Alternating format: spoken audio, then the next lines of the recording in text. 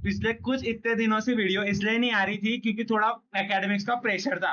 आज से मैं गारंटी देता हूँ कि आज से कंसिस्टेंसी वीडियो आने वाली है।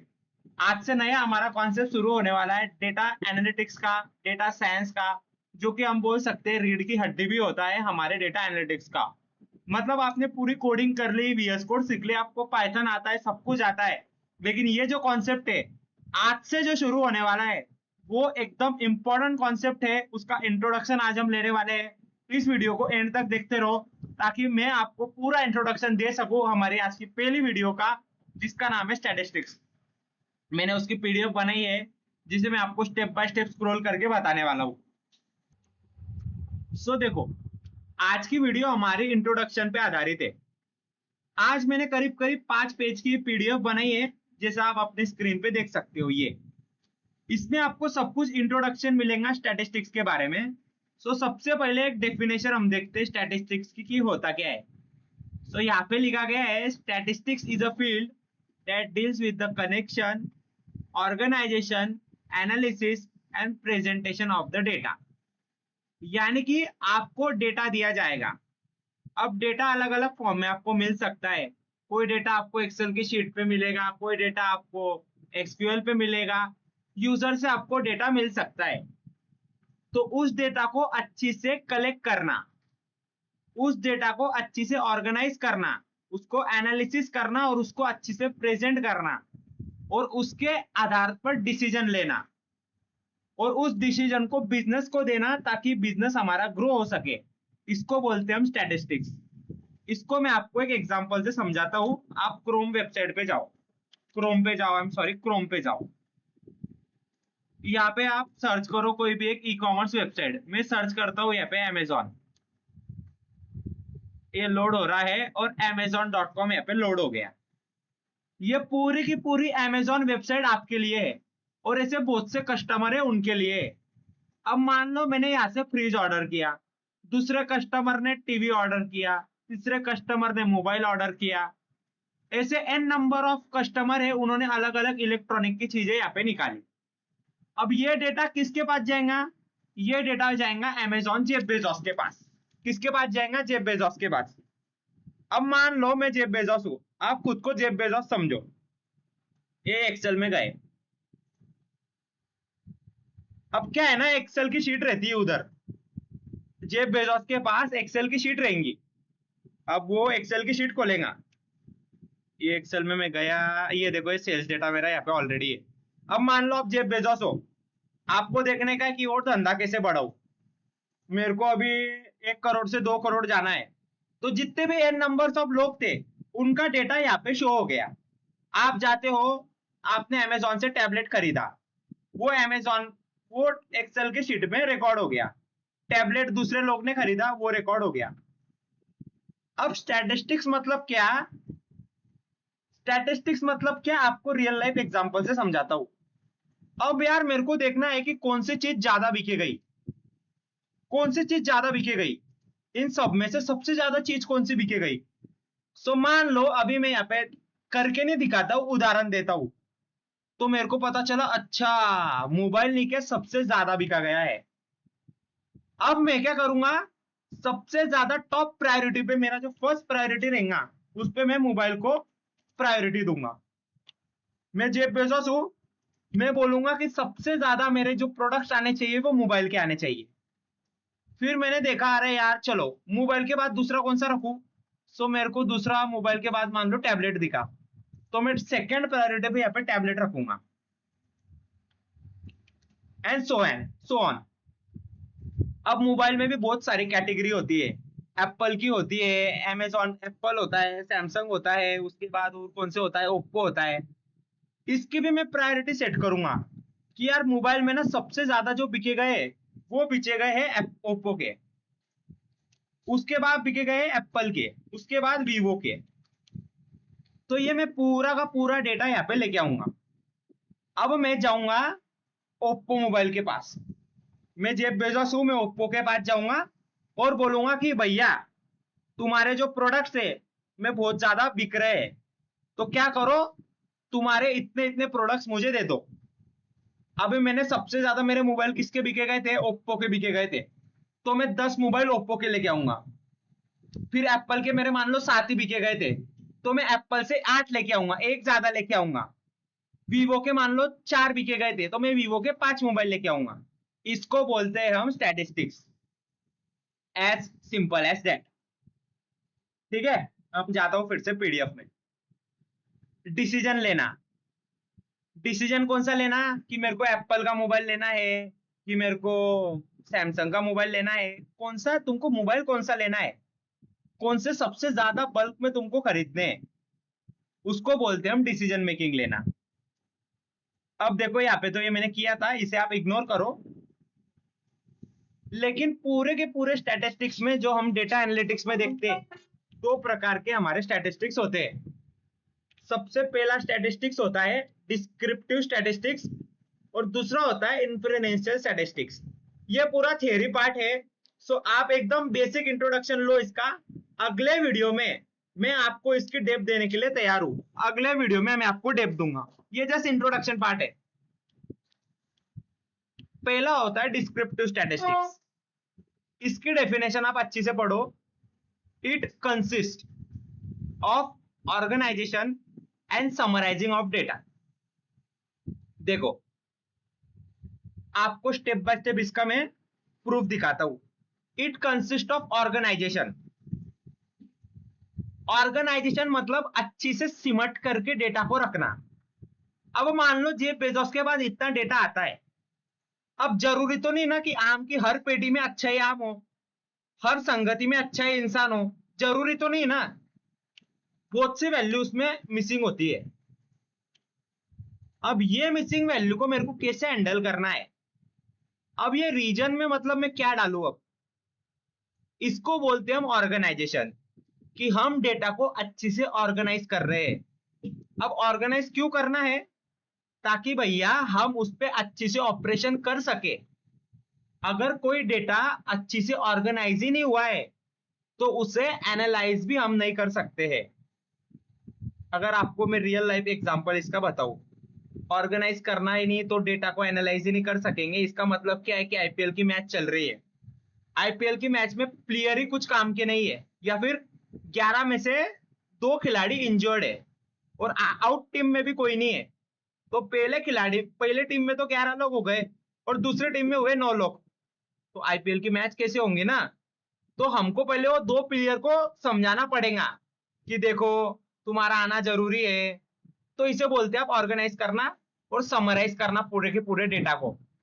यानी कि ये पूरा का पूरा डेटा आया है, उसको अब बताना कि मैंने ये निष्कर्ष निकाला है आपके डेटा को देख के। आपका पिछले 1 साल का डेटा मैंने देखा, और इस डेटा के आधार पर मैं ये व्याख्या करता हूं, मैं ये वाक्य देता हूं, मैं गीता पे हाथ रख के ये कसम खाता हूं कि मोबाइल रखो, उसके बाद टैबलेट रखो, उसके बाद मॉनिटर रखो, मोबाइल में ओप्पो के रखो। ऐसा पूरा का पूरा बताना, और ना सिर्फ बताना बल्कि चार्ट्स के साथ बताना। अब चार्ट्स में भी मैं आपको एकदम मतलब माइंड क्लियर कर देता हूं। किधर है, किधर मैंने बनाया था, आई थिंक मैं आपको बताता हूँ कि कैसे हमने चार्ट्स बनाए थे। एक प्रोजेक्ट किया था मैंने जिसमें इतने सुंदर चार्ट्स बनाए थे। हाँ तो देखो कैसे हो, तो मुझे अभी थोड़ा मिलने में उसको थोड़ा डिफिकल्टी आ रही है, लेकिन थोड़ा सा सिंपल डेटा मेरे पास है। ऐसा हम यहाँ पे कुछ उसके अच्छी से चार्ट्स बनाते हैं। ये तो हमने आई होप पिछले वीडियो में नंपाई पांडास में हमने सीखा था। अब क्या है, डिस्क्रिप्टिव स्टैटिस्टिक्स में मेजर ऑफ सेंट्रल टेंडेंसी इस्तेमाल किया जाता है। उसमें हम निकालते हैं मीन, मोड और मीडियन। इसके फॉर्मूलेस के साथ मैं इसकी पीडीएफ आपको दे दूंगा, उसकी टेंशन मत रखो। बस आज एक ऊपरी स्तर पे हम समझते हैं। और दूसरा होता है मेजर ऑफ डिस्पर्शन, जिसमें हम डेटा का वेरिएंस और स्टैंडर्ड डेविएशन निकालते हैं। ठीक है, सो कल को अगर आपको इंटरव्यू में पूछ लिया जाए ना कि डिस्क्रिप्टिव स्टैटिस्टिक्स और इन्फेरेंशियल स्टैटिस्टिक्स क्या होता है, एक ही लाइन में आपको समझाता हूं मैं। बस एंड तक बने रहो वीडियो को, क्योंकि इसके लास्ट की जो स्लाइड है उसमें सब पूरा खजाना वही है। डिस्क्रिप्टिव यानी हमने लिया, ऑर्गेनाइज किया और समराइज कर दिया, और हमको इस प्रोसेस तक पहुंचने के लिए, यानी कि पूरा डेटा समराइज करने तक हमको उसका मीन निकालना पड़ेगा, mode, median and so on. दूसरा होता है इन्फ्रेंशियल स्टैटिस्टिक्स। एक डेटा हम लेते हैं, उस पे कुछ एक्सपेरिमेंट करते हैं, उस एक्सपेरिमेंट का रिजल्ट अगर 0 आता है तो बोलते हम कि ये डेटा x है, और अगर उसका रिजल्ट 1 आता है तो बोलते हैं डेटा y है। नहीं समझ में आया क्या? फिर से बताता हूं। मान लो आपने कुछ एक बड़ा डेटा लिया, अब बड़े डेटा पे आपको एक्सपेरिमेंट करना है। अब आपने जब एक्सपेरिमेंट किया उस डेटा पे, तब रिजल्ट उसका आया 0,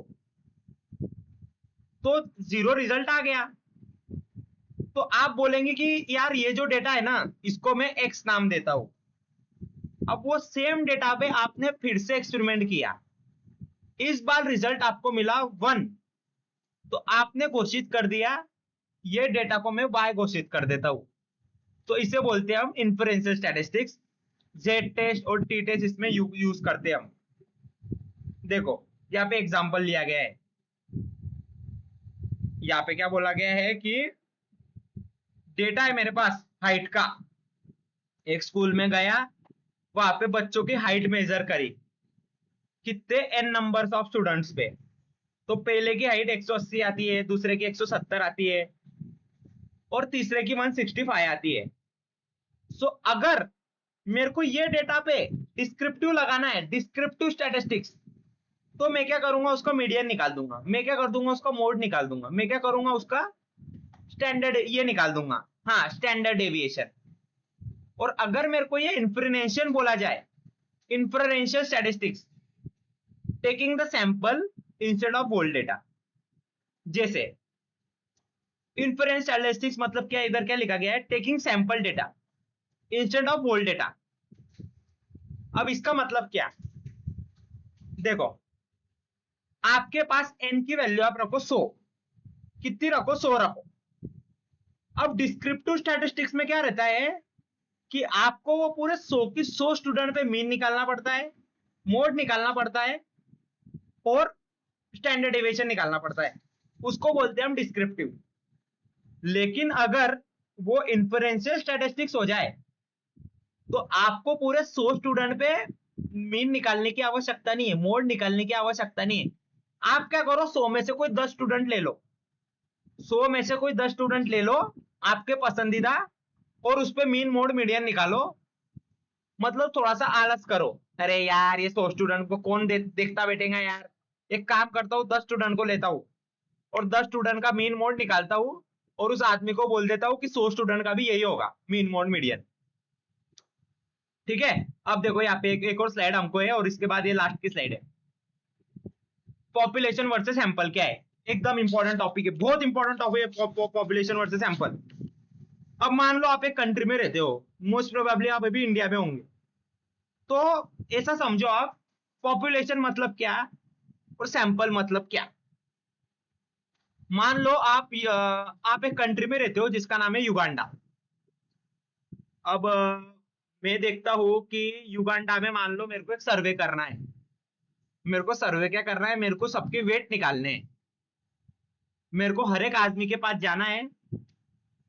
अब मैं पॉपुलेशन की बात कर रहा हूं, आप एक स्टोरी से आपको समझाता हूं कि पॉपुलेशन मतलब क्या और सैंपल मतलब क्या। आपको युगांडा गवर्नमेंट बोलती है कि भैया, आपको बोलती है मैं युगांडा की गवर्नमेंट हूं, और मैं आपको बोलता हूं कि भैया युगांडा जाओ। आपने बोला ठीक है मैं युगांडा जाता हूं, मतलब युगांडा में ही हूं। हर एक आदमी के घर पे जाओ, मैं आपको बोल रहा हूं हर एक आदमी के घर पे जाओ युगांडा में, पहले आदमी के घर पे जाओ, ओके, उसको पूछो भैया आपका वेट क्या है, उसका वेट एक बुक पे लिखो। दूसरे घर में, दूसरे आदमी के घर पे जाओ, उसका वेट पूछो, उसको एक बुक पे लिखो। और अगर युगांडा की पॉपुलेशन 200K है तो आपको कितने कितने घर घूमना पड़ेगा, कितने बार बुक पे लिखना पड़ेगा wait, 200K time. That is the population data. और ये कितना लंबा प्रोसेस है, आप जरा थिंक करके देखो। आप अकेले आदमी या फिर आपके साथ 5 आदमी है, हर एक जन लोगों के घर पे जाके उनका वेट पूछ रहा है, हर एक जन बुक पे लिख रहा है। मतलब आप 200 के लोगों के घर पे जा रहे हो, 200 के लोगों से पूछ रहे हो, ये बहुत लंबा प्रोसेस है। और जब पूरा का पूरा 200 के का आपको वेट मिलेगा, तब आप उसमें मीन मोड मीडियन निकालोगे और मुझे दोगे, क्योंकि मैं युगांडा की गवर्नमेंट हूं। लेकिन अब ये सैंपल क्या होता है, सैंपल मतलब क्या है, वो भी आपको मैं स्टोरी टेलिंग से समझाता हूं। मैं युगांडा की गवर्नमेंट है और मैं आपको बोलता हूं कि भैया आपको एक सर्वे करना है, जिसपे आपको क्या करना है, हर युगांडा के घर पे जाके आपको वेट पूछना है। अब सैंपल की बात कर रहा हूं, तो आपने दिमाग लगाया, अरे यार मैं क्या करता हूं ना, ये 200 के घर पे नहीं जाता हूं, मैं खाली 20,000 लोगों के घर पे जाता हूं, 30,000 लोगों के घर पे जाता हूं, या फिर 50,000 लोगों के घर पे जाता हूं। मुझे क्या मालूम पड़ने वाला है, मुझे क्या मालूम पड़ने वाला है कि आप 200 के घर पे गए, लेकिन आपने ऐसा दिमाग लगाया कि 200 के घर पे तो मैं जाता नहीं हूं। मैं क्या करता हूं कि 20,000 लोगों के घर पे जाता हूं, 20,000 बार बुक पे लिखता हूं कि इसका इसका वेट ये, इसका वेट ये, और 20,000 का जितना मीन मोड मीडियन आएगा वो आप मुझे दे देंगे और बोलेंगे देख भैया ये 20,000 लोगों का मैंने वेट लिया है, उसका मीन मोड मीडियन निकाला है, और क्योंकि मुझे लगता है कि अगर मैं 200 के का भी निकालूं तो भी मुझे यही मीन मोड मीडियन मिलेगा। अब अगले स्टेटमेंट में आपको और क्लियर हो जाएगा कि मैं क्या बोल रहा हूं। बस लेफ्ट साइड देख लो आप, और ये रट्टा मार दो थोड़ा कि अगर पॉपुलेशन रहा तो बड़ा है, सैंपल रहा तो छोटा है। क्या अब आप पूरी समरी समझने के लिए तैयार हो? चलो अब लास्ट स्लाइड में बताता हूं मैं आपको, चैट जीपीटी से लिया हूं। डिस्क्रिप्टिव स्टैटिस्टिक्स यानी कि you have used the entire data, all 100 student, it describe it using mean median and mode etcetera. मतलब आपके पास 100 स्टूडेंट थे, आपने पूरे के पूरे 100 स्टूडेंट का डेटा लिया, वो पूरे के पूरे 100 का आपने मीन निकाला, पूरे के पूरे 100 का आपने मोड निकाला, पूरे के पूरे 100 का आपने स्टैंडर्ड डेविएशन निकाला। इसे बोलते हैं हम डिस्क्रिप्टिव। इन्फरेंशियल मतलब क्या, आपने खाली उसमें से 100 में से एक छोटे से पार्ट को चुन लिया, आपने खाली 10 स्टूडेंट को चुना और उस 10 स्टूडेंट पे आपने मीन निकाला, आपने मोड निकाला, उस 10 स्टूडेंट पे आपने एवरेज भी निकाला, मीन, हाँ वही मीन, मीन ही एवरेज है, एवरेज ही मीन है, बस निकाला और बोला ये 10 स्टूडेंट का मीन है, ये 10 स्टूडेंट का मोड है, ये 10 स्टूडेंट का मीडियन है। और मुझे ऐसा लगता है कि अगर मैं 100 स्टूडेंट का भी मीन मोड मीडियन निकालू तो भी वो वही आएगा जो ये 10 का आया है, एग्जैक्ट नहीं आएगा, आसपास आएगा। That is the inferential statistics. अब आप इंटरव्यू में जाते हो, कल को जाते हो और आपके एक क्वेश्चन आता है आपके पास, बोलो भैया सेम है, what is the difference between the descriptive statistics and inferential statistics. Interview को सीधी एक ही बात बोलना, मान लो n नंबर्स ऑफ स्टूडेंट्स है, पूरे के पूरे n पे अगर मैं कर रहा हूं ऑपरेशन, पूरा का पूरा n, उसको बोलेंगे हम डिस्क्रिप्टिव सर। बात करें जाए इन्फेरेंशियल की, तो मैं पूरे n पे नहीं करूंगा, इस n में से एक छोटा सा पार्ट चुनूंगा। n की वैल्यू अगर 100 है, सो मैं 10 स्टूडेंट को चुनूंगा, उस 10 पे रिसर्च करूंगा और आपको निष्कर्ष निकाल के दूंगा।